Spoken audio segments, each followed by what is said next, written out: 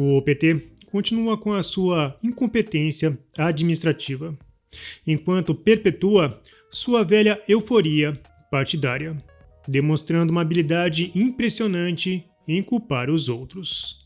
Tantas informações ou desinformações aqui trazidas pelos parlamentares da esquerda com relação à economia do Brasil. Aliás, se tivéssemos aí essa lei da fake news em operação, eu acho que muitos estariam aí com um problema sério. É assim que acontece geralmente. A direita vem e conserta a economia do país, a esquerda vem e afunda a economia. Eu sou Marcelo Pontes e este é o Verdade Política, um canal que busca revelar o filme preto e branco da nossa política.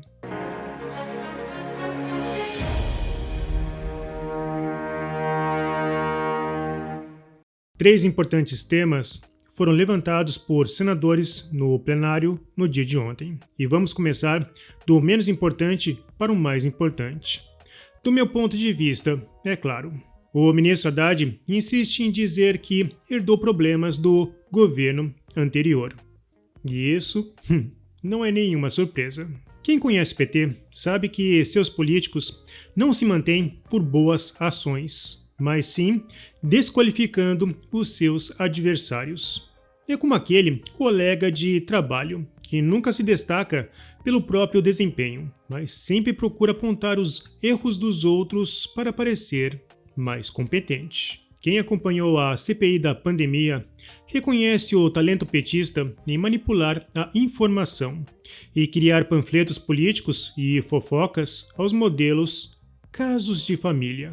Na época, as duas principais denúncias vieram de pessoas acusadas de trambicagem, o deputado Luiz Miranda e Luiz Dominguete. Mas, segundo o PT, eram fontes confiáveis. Assim como o hacker de Araraquara. O PT e seus exemplos sempre dizem tudo. O ministro Haddad está atolado em problemas que o próprio PT criou em tão pouco tempo. E tudo isso por repetir a velha fórmula que não deu certo. Política anticíclica. Os governos de FHC, Lula e Dilma acumularam vários problemas. Juros altos, fuga de investimentos, crescimento industrial quase nulo e descontrole nas contas públicas. E dentre as várias bolas de neve, temos as dos precatórios. Quando se prometem mais benefícios do que os recursos disponíveis, essas promessas acabam não sendo executadas. E essas promessas não cumpridas se transformam em ações judiciais. E após o julgamento, tornam-se dívidas para a União. Os precatórios vinham crescendo, mas explodiram em 2022. Por decisão de dois ministros escolhidos por Dilma Rousseff, Edson Fachin e Rosa Weber. Havia um entendimento sobre o Fundeb entre 1998 e 2006, que foi aplicado pelo Ministério da Fazenda na época. O STF permitiu que sucessivos governadores mantivessem essa interpretação por quase 2 décadas. No entanto, justamente no governo Bolsonaro, os ministros decidiram que essa prática estava incorreta. O senador Rogério Marinho falou sobre este estranho caso. Mas muito bem, o ministro Haddad afirma que os precatórios são herança do governo anterior. Ele desconhece que os precatórios, em média, demoram de 9 a 12 anos, 14 anos, 15 anos. Então, ao fim e ao cabo, o que foi pago no governo do presidente Bolsonaro, na sua grande maioria, foram precatórios gerados no governo do PT, no governo de Dilma, no governo de Lula.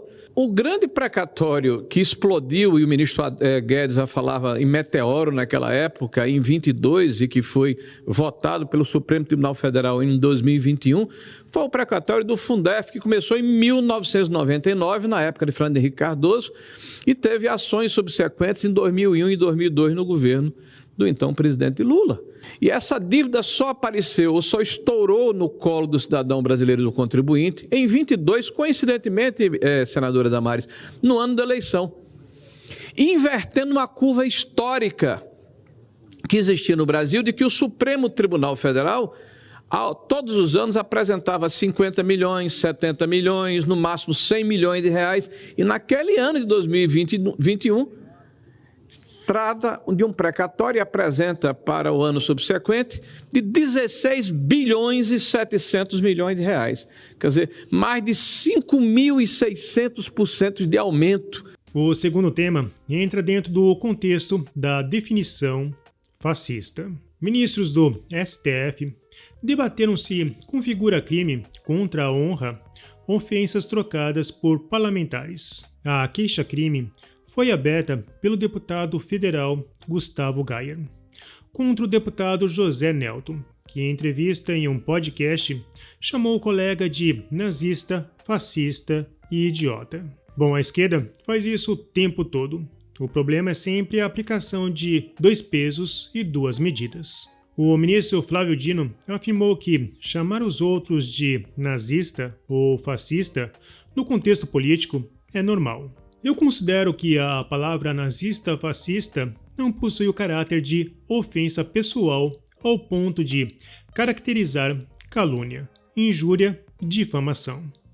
É uma corrente política estruturada na sociedade, no planeta.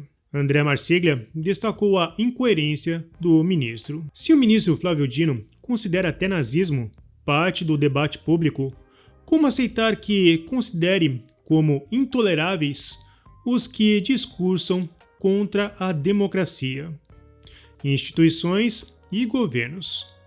Sob seu raciocínio, os inquéritos sigilosos do STF sequer deveriam existir.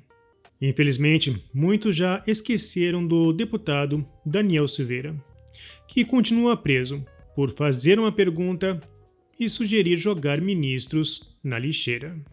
No UOL, podemos ler uma das alegações da defesa. Ao se comentar sobre a declaração de Daniel Silveira sobre convocar as Forças Armadas a intervir no STF, Faria disse que se tratou de uma pergunta e não uma afirmação. Em várias passagens na peça foi retirado esse sinal de interrogação. Ele não convocou as Forças Armadas a intervir. Ele fez uma pergunta a seus seguidores. O advogado também minimizou os ataques do deputado, dizendo que nenhum ministro foi jogado no lixo, sofreu ameaça real ou alterou sua rotina. Bom, esse segmento remete ao ato de 2014, quando manifestantes ucranianos cercaram um deputado denunciado por corrupção e o jogaram na lata de lixo. E ninguém pode negar que este era um desejo comum entre os brasileiros. Entretanto, os tempos mudaram. E hoje ninguém mais pode externar este desejo.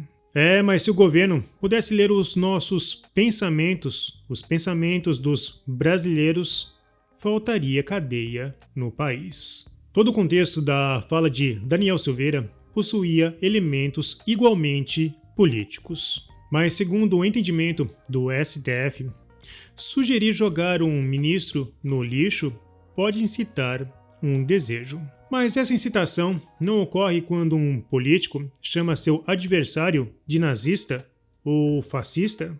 O discurso da esquerda radical nas redes sociais é que com fascista se debate na ponta do fuzil.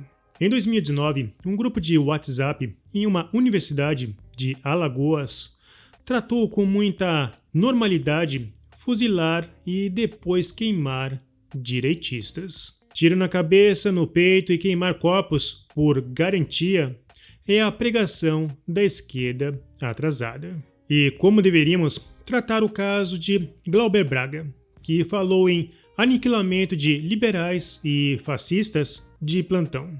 Ou todos podem falar, ou ninguém pode falar. Um lado é democrático, já o outro é fascista. Na tribuna, o senador Girão falou sobre esta verdadeira onda fascista que engoliu o país. Para começo de conversa, TSE não deveria nem existir. Não existe em outros países. É uma estrutura B de bola aí de índio, bilionária, que poderia ser feito pela Justiça Eleitoral dos Estados, Justiça Federal, bilhões de reais todos os anos para manter uma estrutura. E eu já tive no prédio do TSE um negócio, uma obra faraônica. Com relação ao pronunciamento da ministra ontem, alguns pontos. Eu acredito que começou equivocadamente. Eu vou abrir aspas aqui para o discurso da posse, que ela diz: a mentira espalhada pelo poderoso ecossistema das plataformas é um desaforo tirânico contra a integridade da democracia. A mentira das plataformas é um instrumento de covardes e egoístas. Fecha a aspa da ministra Carmen Lúcia. A ministra, em seu discurso, também fez rasgados elogios ao desempenho do seu antecessor, o ministro Alexandre de Moraes, que é o campeão disparado de pedidos de impeachment, aqui são 25, por abuso de autoridade. Eu vou aqui apenas relembrar alguns dos abusos cometidos por Moraes durante as últimas eleições presidenciais, onde o TSE funcionou praticamente como um partido político, a serviço de uma candidatura específica. Foram feitas 42 proibições contra Bolsonaro e apenas 6 contra Lula. Mas a manifestação mais grotesca, que na prática rasgou o artigo 220 da nossa Constituição, foi protagonizada pela própria ministra Carmen Lúcia, no julgamento presidido por Moraes, que pedia a proibição do lançamento do documentário intitulado, abro aspas, quem mandou matar Bolsonaro. É isso que nós estamos vendo, 61% da população brasileira com medo de retaliação das suas postagens na rede social. Como é que você consegue ser um ser humano integral dessa forma? O Brasil nunca teve disso. O terceiro tema é o voto impresso, algo que deveria ter sido aplicado no Brasil. Como sempre falo, a fé é baseada em 3 pilares: conhecer, entender e acreditar. Quando você não possui um desses 3 pilares, você não tem fé, mas sim fideísmo. As pessoas devem confiar na urna eletrônica com base em suas experiências reais, e não apenas por fideísmo em uma realidade virtual, tipo Matrix. E aí, ó, tá vendo, ó? Código, tá vendo, ó? Segurança. Ó. Passou um segurança aqui, ó. Tá vendo no código, ó? Passou o segurança aqui, ó. Você não viu segurança?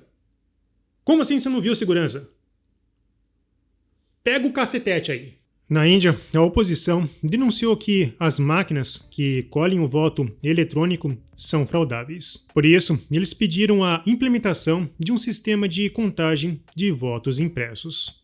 Várias frentes, incluindo congressistas, instituições e até youtubers, se uniram para pedir mais transparência nas eleições da Índia.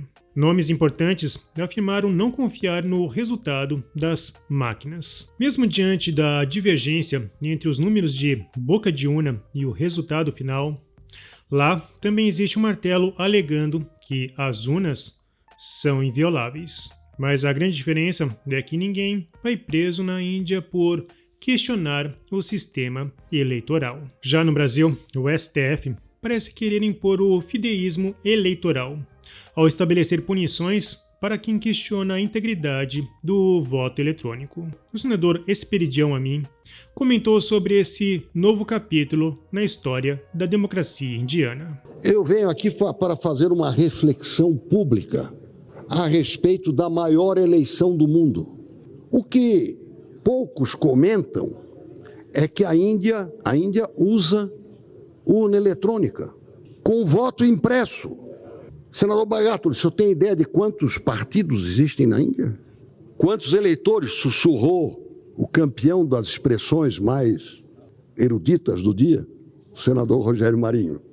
979 milhões de eleitores. 5 vezes a população brasileira. Mas eu quero chamar a atenção para esse detalhe. Já eram auditáveis os votos. No Paraguai, o voto é auditável. A máquina que imprime o voto, senador Jaime Campos, VVPAT, ou seja, o papelzinho fica 7 segundos na frente do eleitor, para ele confirmar o voto.